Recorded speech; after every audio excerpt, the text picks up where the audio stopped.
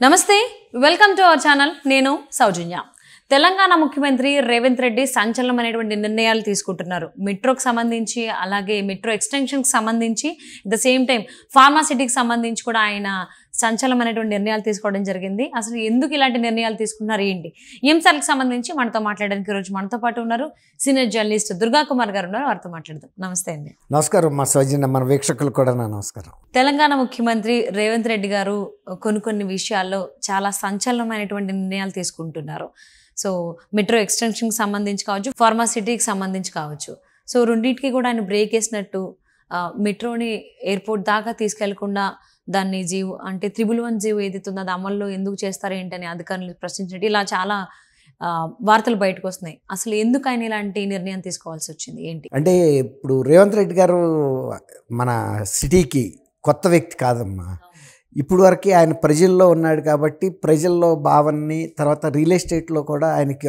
అనుభవం ఉంది real estate అనుభవాన్ని జోడించి రెండోది గతంలో ప్రభుత్వం ఏంటంటే వాళ్ళకి అనుభవం లేదని కాదు కానీ వాళ్ళు 10 ఏళ్ళుగా కేవలం అధికారంలోనే ఉండటం వలన ప్రజల దృక్కోణంలో చూడటం కొంత ఆచరణాత్మకంగా లేదేమో అనే ఉద్దేశం మీద ఈయన మొత్తం సమీక్ష చేస్తున్నాడు ఇంకా సంచలన నిర్ణయాల వరకు రాలేదు కొన్ని మార్పులు అయితే సజెస్ట్ చేస్తున్నాడు అయినా కూడా మళ్ళీ మీరు ఆ ప్రపోజల్స్ని మళ్ళీ వర్కౌట్ చేసి తీసుకురమ్మంటున్నాడు కొత్త ప్రపోజల్స్ని కూడా అప్పుడు పాత ప్రపోజల్ని కొత్త ప్రపోజల్ని పక్కన పెట్టి అప్పుడు ఆచరణాత్మకంగా ఏది లాభసాటిగా ఉంటుంది ఏది ప్రజలకు ఉపయోగకరంగా ఉంటుంది ఏది ప్రజలకి అందుబాటులో ఉంటుంది తర్వాత సంఖ్యలో ప్రజలకు ఉపయోగపడుతుంది అనే విషయాల్ని పోల్చి చూసుకుని అప్పుడు ఒక నిర్ణయానికి వద్దామనేది ఆయన ఉద్దేశంగా కనపడుతుంది దాదాపుగా గత ప్రభుత్వ నిర్ణయాలతో ఆయన ఏకీభవిస్తున్నాడు కాకపోతే కొన్ని చిన్న చిన్న అలైన్మెంట్లు ఇలాంటి విషయాల్లో కొంత ఆయనకి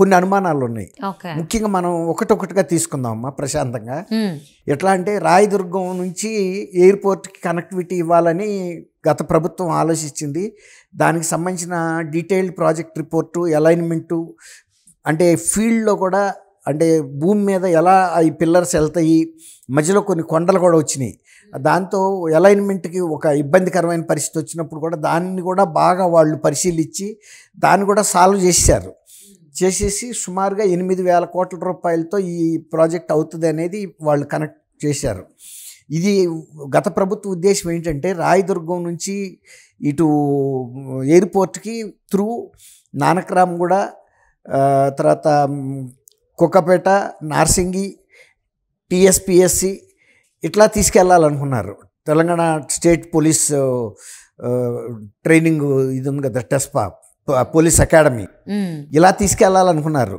ఇప్పుడు రేవంత్ రెడ్డి గారు ఏమనుకుంటున్నాడంటే ఈ ప్రాంతం అంతా కూడా 111 జీవోలోకి వస్తుంది కాబట్టి ఇక్కడ పెద్దగా జనసాంద్రత పెరిగే అవకాశాలు లేవు అంటే నివాసాలు పెరిగే అవకాశాలు లేవు కాబట్టి ఈ ప్రాంతం అంతా ఒక మైదాన ప్రాంతంగా ఉంటుంది కదా దీని నుంచి వెళ్తే ఎంతమందికి ఉపయోగపడుతుంది పెద్దగా ఉపయోగపడదేమో అనేది రేవంత్ రెడ్డి గారికి ఉన్న అనుమానం కొంత అది వాస్తవం కూడా వాస్తవ పరిస్థితి అయితే ఇప్పుడు ఎట్లా పరిస్థితి వచ్చిందంటే ఎయిర్పోర్ట్కి వెళ్ళే వాళ్ళలో ఎక్కువ ఐటీ ఉద్యోగులు ఎక్కువ మంది వెళ్తారు అది ఐటీ కారిడార్లోంచి వెళ్తుంది కాబట్టి వాళ్ళకి బాగా ఉపయోగపడుతుంది అనేది ఎయిర్పోర్ట్ వర్గాలు కూడా ఆమోదించినాయి ఇప్పుడు ఇది రాష్ట్ర ప్రభుత్వానికి సంబంధించిన అంశమే కాకుండా ఎయిర్పోర్ట్కి కూడా ఇందులో భాగస్వామ్యం ఉంది ఈ నిర్మాణంలో కొంత హెచ్ఎండిఏ ఇస్తుంటే కొంత జిహెచ్ఎంసి ఇస్తుంటే కొంత రాష్ట్ర ప్రభుత్వం ఇస్తుంటే కొంత జిఎంఆర్ వాళ్ళు కూడా ఇస్తున్నారు ఇలా అనేక సంస్థలు ఈ ప్రాజెక్ట్కి నిధులు సమకూరుస్తున్నాయి కాబట్టి దీన్ని ఎల్ఎన్టీకి కూడా ఇవ్వకుండా రాష్ట్ర ప్రభుత్వమే తన సొంత సంస్థల ద్వారా జిఎంఆర్తో కలిపి సంయుక్తంగా చేద్దామనేది ఒక నిర్ణయానికి వచ్చారు ఈ నిధులు కూడా ఇతర ప్రాంతాల నుంచి సేకరిస్తే ఇతర ఏజెన్సీల నుంచి కొన్ని ఇబ్బందులు అవుతాయి ఆలస్యం కూడా అవుతుంది దీన్ని అత్యధిక ప్రాధాన్యత అంశంగా చేయాలని దీనికి ఆల్రెడీ రాయదుర్గం దగ్గర కేసీఆర్ గారు దాదాపు ఒక 5 నెలల క్రితం ఎప్పుడు శంకుస్థాపన కూడా చేసేసారు పెగ్ మార్కింగ్ ఎక్కడెక్కడ పిల్లర్స్ వచ్చేది కూడా మార్కింగ్ చేసుకుంటూ వెళ్ళారు చాలా వరకు ఈ ప్రాజెక్ట్ రిపోర్టు తర్వాత మిగిలిన రెడీగా ఉంది టెండర్ పిలిచే స్టేజ్లో ఉంది ఇప్పుడు యాక్చువల్గా కొత్త ప్రభుత్వం వచ్చిన తర్వాత టెండర్ పిలవాలి కానీ ఇప్పుడు రేవంత్ రెడ్డి గారికి ఎట్లా ఇది వచ్చిందంటే ఒక కొత్త ఐడియా ఆల్రెడీ ఎయిర్పోర్ట్కి బ్రహ్మాండమైన ఓఆర్ఆర్ సదుపాయం ఉంది బ్రహ్మాండంగా కనెక్టివిటీ, అంటే బై రోడ్డు ఎక్సలెంట్ కనెక్షన్. అంటే ఎంత స్పీడ్గా అయినా కూడా 120 కిలోమీటర్ స్పీడ్లో వెళ్ళిపోవచ్చు. ఇప్పుడు మొన్న పరిమితి కూడా వేగ పరిమితి పెంచారు ఓఆర్ఆర్ మీద.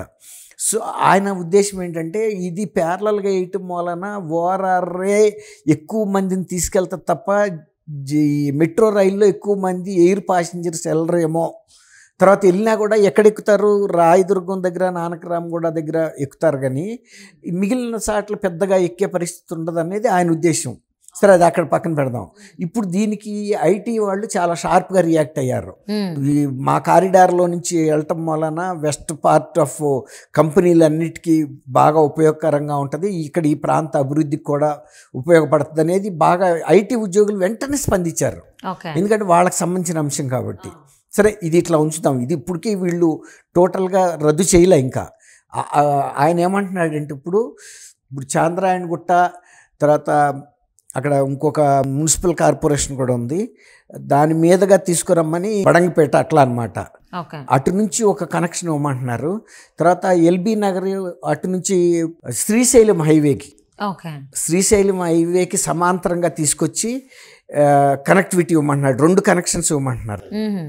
ఓల్డ్ సిటీలో కొంత భాగం ఆగిపోయింది, అది జేబీఎస్ నుంచి ఫలక్నుమా, అది ఇప్పుడు చెప్తున్నా కదా, జేబీఎస్ నుంచి ఫలక్నుమా వెళ్ళే దారిలో ఒక 5 కిలోమీటర్ల పెండింగ్లో కూడా ప్రాజెక్ట్ ఉంది. అది ఎందుకు ఇన్నాళ్ళు ఆలస్యమైంది అనేది ఆయన అధికారుల్ని గట్టిగా ప్రశ్నిస్తున్నాడు. అశ్రద్ధ చేశారు మీరని. అట్లా నుంచి ఒకటేసుకురమ్మంటున్నాడు. అటు చాంద్రాయణగుట్ట మీదుగా శ్రీశైలం హైవే మీదుగా ఒక కనెక్టివిటీ, 2 కనెక్టివిటీస్ ఇవ్వమంటున్నాడు. ఓల్డ్ సిటీలో కూడా జనసాంద్రత ఎక్కువ ఉంటుందని. అయితే ఇక్కడ మనం గమనించాల్సిన విషయం ఏంటంటే, ఇప్పుడు ఇంతకుముందు ఐటీ ఉద్యోగులేమో ఎక్కువ యూరప్ లాంటి ప్రాంతాలకు వెళ్ళేవాళ్ళు, అమెరికా, ఇంగ్లాండ్, ఆస్ట్రేలియా ఇలా అడ్వాన్స్డ్ కంట్రీస్కి వెళ్ళేవాళ్ళు ఇటు నుంచి ఉన్నారు. గల్ఫ్ కంట్రీస్కి, సౌదీకి వెళ్ళేవాళ్ళు ఓల్డ్ సిటీ నుంచి కూడా ఎక్కువ మంది ఉన్నారు ప్యాసింజర్స్. అదొక క్లాస్ ఆఫ్ పీపుల్. వాళ్ళకి అట్లా కనెక్టివిటీ ఇవ్వటం వలన బాగుంటుంది అనేది ఈయన ఉద్దేశం. ఇది ఎట్లాగో ఐటీ పీపుల్ ఏమో దీన్ని ఉపయోగించుకుంటారు ఓఆర్ఆర్నని. అయినప్పటికీ కూడా ఆ 2 కూడా ప్రపోజల్స్ తయారు చేసిన తర్వాత అప్పుడు దీన్ని కూడా పరిశీలిద్దాము. పరిశీలించి ఈ 3 ఏది బెస్ట్ అనేది మనం చూద్దాం. ఒకవేళ అవసరమైతే ఈ 3 కూడా చేయాలని కూడా ఉంది. ఆయన ఏమి నో చెప్పట్లే అప్పుడే. ఒకవేళ కనుక ఇది కూడా ఈక్వల్లీ గుడ్ అనుకున్నప్పుడు అట్లా కూడా చూస్తారు. ఇంకొకటి ఏంటంటే, ఈయన ముఖ్యమంత్రి గారు ప్రపోజ్ చేసింది ఇక్కడ మన నాగోల్ నుంచి గండిపేట వరకు మూసీ నదిని బ్రహ్మాండంగా డెవలప్ చేసి ఎక్కడికక్కడ పార్కులుగా డెవలప్ చేయటం, షాపింగ్ కాంప్లెక్స్లు డెవలప్ చేయటం, రోడ్డు రైలు మార్గం నాగోల్ నుంచి గండిపేట వరకు కూడా మెట్రో మార్గం కూడా ఏమంటున్నాడు. అదొకటి కొత్త ప్రపోజల్లో. ఇంతకుముందు వీళ్ళు మూసీని డెవలప్ చేయటం రోడ్డు అనుకున్నారు, కానీ ఈయన అక్కడ రైలు మార్గం కూడా పెట్టమంటున్నాడు, మెట్రో గండిపేట వరకు. అంటే గండిపేట దగ్గర కూడా ఇప్పుడు ఒక ఎంటర్టైన్మెంట్ పార్క్స్ బాగా వస్తున్నాయమ్మా. ఆల్రెడీ ఇకో పార్క్ అని ఒక 35-33 కోట్లతో కట్టారు. ఇంకోటి కూడా కట్టే ప్రపోజల్ ఉంది 70 కోట్లతో అక్కడే గండిపేట చెరువుకు ఆనుకుని. కాబట్టి అది 2 విధాల పర్పస్ సర్వ్ చేస్తుంది. మూసీ నుంచి ఇక్కడికి వేయటం వలన ఈ ఐటీ కారిడార్కి కూడా కనెక్టివిటీ దొరుకుతుంది. ప్లస్ రెండోది సిటీ వాసులకి ఏంటంటే, గండిపేట ఇటు రావాలనుకున్నా ఇదివరకట్లాగా సిటీ బస్సులు మెట్రోల్లో కాకుండా ఇది ఒక స్ట్రెయిట్ రూటు, చాలా షార్ట్ కట్ అయిపోద్ది. వరంగల్ హైవే వరకు, విజయవాడ హైవే మధ్యలో ఇవన్నీ కూడా కలుపుకుంటూ వెళ్ళిపోద్ది. అది కూడా సిటీ ప్రజలకి చాలా ఉపయోగపడే మార్గం అనమాట. అట్లా కొన్ని ఆల్టరేషన్స్ చూస్తున్నారు. ఇది గత ప్రభుత్వం కూడా పెట్టింది మూసీ ప్రాజెక్ట్, దాన్ని ఇంకా మెరుగులు దిద్దే పని మీద ఉన్నాడు ఈయన. తర్వాత ఇంకోటి, రేవంత్ రెడ్డి గారు ఒక మాట ఏం చెప్పాడంటే, మనం ఇతర రాష్ట్రాలతో కాదు ఇతర దేశాలతో పోటీ పడే ప్రగతి చూపించాలనేది నా ప్రయత్నం అని చెప్తున్నాడు. అదొకటి మనం గమనించాలి. తర్వాత అండర్ గ్రౌండ్ టన్నెల్ ద్వారా వేయటం చాలా ఈజీ అనేది ఒక కొత్త, అంటే అంతకుముందు కొద్ది చిన్నవి చేశారు, అట్లా కాకుండా ఇప్పుడు సిటీలో ఎక్కువ భాగం అలాంటి భూమార్గంలో వేసే అండర్ గ్రౌండ్ రోడ్స్ గురించి కూడా ఎక్కువ ప్రయారిటీ ఇస్తామని చెబుతున్నాడు. అది కూడా చాలా స్ఫూర్తికమైన నిర్ణయం.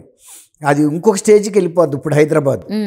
అట్లా ఇవన్నీ కూడా ప్రభుత్వం చేసేది వ్యతిరేకతని కాదు ఆయన చేసింది, ఇంకా కొంచెం ఆచరణాత్మకంగా ప్రజలకు ఉపయోగంగా ఉండే విధంగా ఆలోచిస్తున్నారు. తర్వాత పెద్ద ఎత్తున చేసినటువంటి ఈ ఫార్మాసిటీని 19,000 ఎకరాల్లో పెట్టేది, అది కూడా ఒక రకంగా ఇప్పుడు మనం డెవలప్మెంట్ అనేది ఔటర్ రింగ్ రోడ్డుకి బేస్ చేసుకుని చేస్తున్నాము. దీని మూలాన రేపు కాలుష్య కారకం అవుతుంది. కాబట్టి ఆ 19,000 ఎకరాలని ఒక టౌన్షిప్ డెవలప్ చేయండి, జనావాసాలను పెంచమంటున్నాడు. ఇప్పుడు ఇట్లాంటి పరిశ్రమలు కూడా అక్కడ వద్దు, ఇంకా అవుటర్ తీసుకెళ్ళిపోండి ఫార్మాసిటీని. ఫార్మాసిటీ పెట్టొద్దు అంటలేదు. ఇప్పుడు మన రీజనల్ రింగ్ రోడ్డు, తర్వాత ఔటర్ రింగ్ రోడ్డు, ఈ రెండింటినీ కూడా మనం టాప్ ప్రయారిటీగా ఇచ్చి జనావాసాల కోసం ఉపయోగిద్దాము. ఇంకా రీజనల్ రింగ్ రోడ్డుకి కూడా బయటకు తీసుకెళ్ళిపోయే పరిస్థితి ఉంది ఇప్పుడు ఫార్మాసిటీని. ఇక్కడ జనావాసాలను అభివృద్ధి చేయమంటున్నాడు, అది ఒక మంచి నిర్ణయం. ఇప్పుడు శ్రీశైలం నుంచి కూడా మెట్రో రైలు అప్ టు గతంలో ఫార్మాసిటీ అన్నాం కదా, ఆ ఏరియా రాక కందుకూరు వరకే కూడా ఎక్స్టెండ్ చేయమంటున్నాడు. శ్రీశైలం కనెక్టివిటీ ఎయిర్పోర్ట్కి ఇస్తూ మళ్ళీ శ్రీశైలం హైవేలో కందుకూరు ఇంకా దాటి కూడా తీసుకెళ్లాలనేది ఆయన ప్రపోజల్.